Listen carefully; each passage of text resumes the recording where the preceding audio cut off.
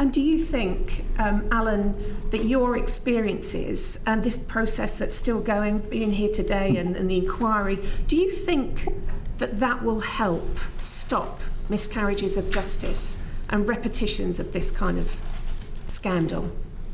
Are you're talking about broadly on other instances or whatever?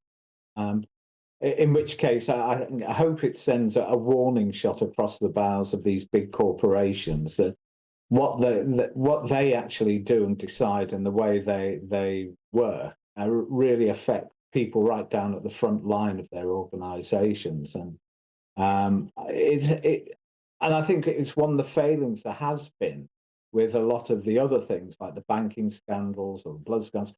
People in jobs of I don't know, high responsibility, they're not being held to account at the end of the day.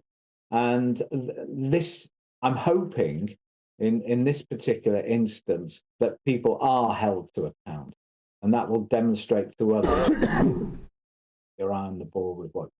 I was the opposite. They convinced me that it was all my fault, and I wasn't tech savvy at all back 20 years ago. And yeah, they convinced me it was my fault, and that kind of, it was before the days of social media, so you felt like I really was alone, and I thought I must have pressed something and reversed something that then doubled the next day. And yeah, I just thought I'd made a hash of it. But when ultimately I went to court and it made the national papers, and people rang me up after seeing the piece in the paper, and I realised it wasn't me, it wasn't just me, then it just makes you so angry that, you know, they literally gaslit me for about 3 years, that, you know, and turned me, well, not into a basket case, but pretty much. And then that lit a fire.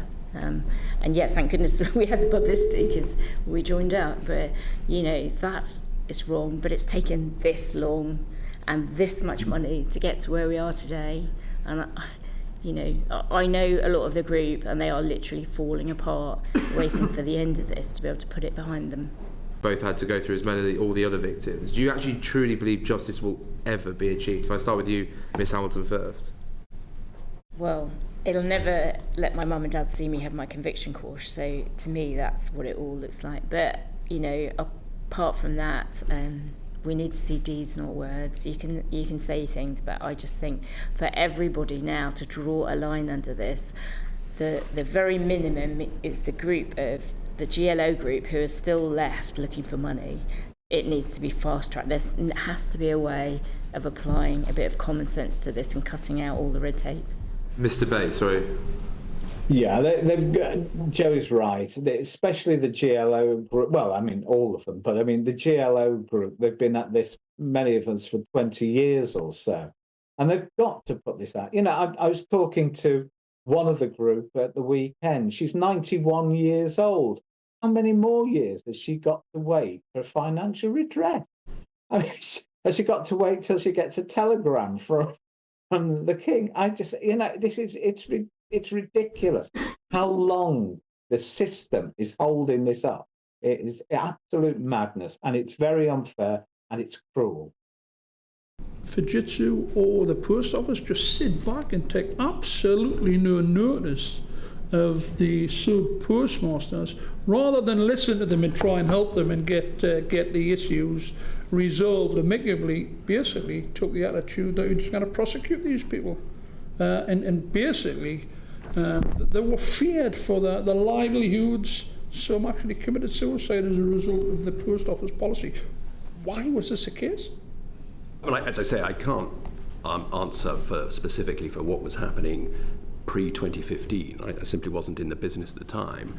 What I can empathise with is that I've spent a lot of this last year speaking individually to postmasters who are victims of scandal, and I've had private meetings with over 30 of those, and a number of them have certainly talked to me about the trauma associated with this, the way that they were treated and handled. And I think that is something that's come through in the human evidence that has been displayed at the inquiry, and also that has come through very, very clearly in the way that they were treated.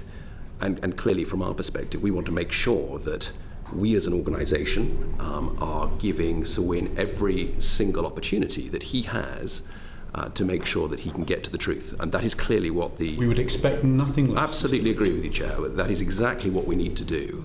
We know it's an extremely complex situation. It's been going on for 25 years.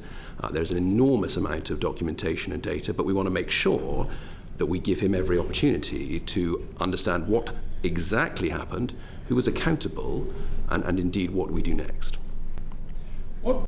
Is it a possibility that the monies that the sub postmaster paid ended up in the coffers of the post office, and then as part of the profits the monies were then paid to dividend holders, and indeed could have been part of hefty remuneration packages for the post office executive? It's difficult to say. I mean, as I say, Why is it difficult? This is pre-2015. I don't have the context of what the. But is it possible? It's possible. Of course, it's possible. Absolutely, it's possible. Mr. Patterson, why at the time, you knew that there was glitches in the system?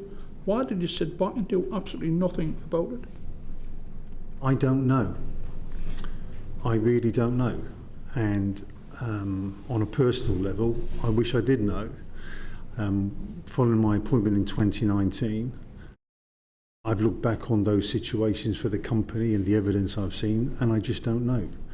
What I do know is the inquiry is looking at this very point of who knew what and when, and what action they did or did not take to draw attention to the concerns. I just don't know. Be exaggerated, I'm not sure. Say that you remortgaged, twice. You borrowed money off your parents, etc. What a horrendous situation you find yourself in, and you eventually repaid the money back to the post office. Have you any idea where that money went?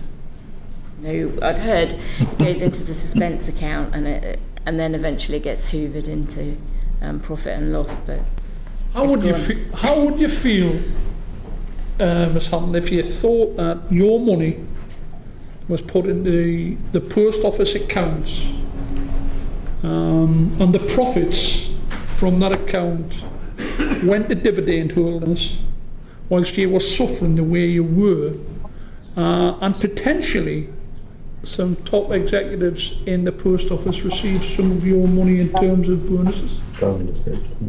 Ironic, isn't it? How would that actually make you feel, honestly? Yeah, well, it's sickening, really, to be honest. The fact that we were shouting so loud at one point, and everything was known, and yet our money was just being played with, because they looked profitable at one point, and it was our money.